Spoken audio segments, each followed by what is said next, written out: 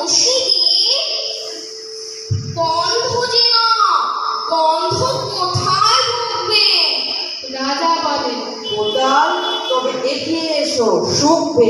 কোদাল বলেন, पंख মশলাটা হে কর্পূর,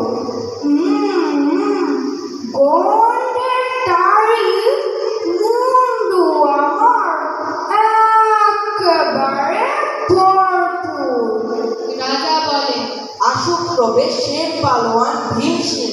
ভীম বলেন, আজ হচ্ছে আমার সমস্ত কাজ ঝিমঝিম, রাত্রে আমার বোখার হলো, বলছি হুজুর ঠিক বাদ।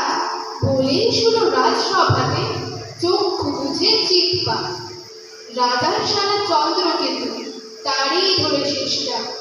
বলল রাজা, তবে তুমি না হয় করো না ভাই চেষ্টা।